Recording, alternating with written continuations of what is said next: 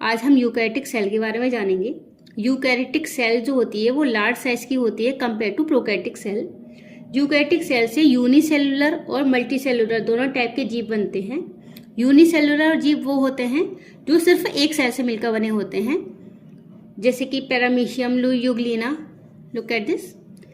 और मल्टीसेलुलर वो जीव होते हैं जो मल्टीपल ऑफ सेल से मिलकर बने होते हैं, जैसे प्लांट हुआ, एनिमल हुआ, प्लांट और एनिमल्स।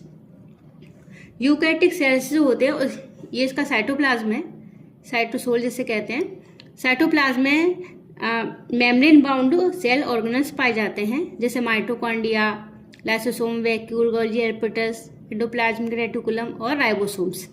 राइबोसोम्स जो होता है वो यूकैरियोटिक सेल्स में 80S टाइप का होता है, जबकि प्रोकैरियोटिक सेल्स में हमने बताया था 70S टाइप का होता है। इसमें वेल डेवलप्ड न्यूक्लियस पाया जाता है। न्यूक्लियस जो होता है वो कवर, उसकी आउटर लेयर जो होती है वो न्यूक्लियर मेम्ब्रेन कहलाती है। और न्यूक्लियस के अंदर एक मैट्रिक्स भरा जाता होता है जिसे न्यूक्लियोप्लाज्म कहा जाता है।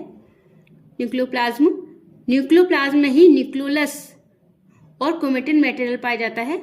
न्यूक्लियोलस, ये छोटा वाला, ये एक साइट होती है जिसमें राइबोसोमल RNA सिंथेसिस होता है ड्यूरिंग सेल डिवीजन।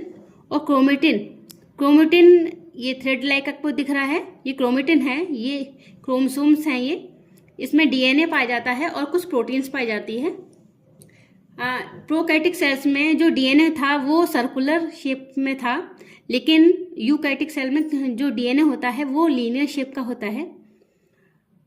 इसमें प्लाज्मिड मतलब एक्स्ट्रा सर्कुलर DNA एब्सेंट होता है, मतलब इसमें प्लाज्मिड एब्सेंट होता है, जबकि प्रोकैरियोटिक सेल में एक्स्ट्रा DNA पाया जाता है जिसे प्लाज्मिड कहा जाता है।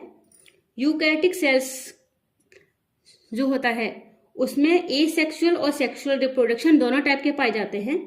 सभी यूकैरियोटिक सेल्स एक जैसी नहीं होती। प्लांट सेल और एनिमल सेल का डिफरेंशिएशन हम नेक्स्ट वीडियो में करेंगे।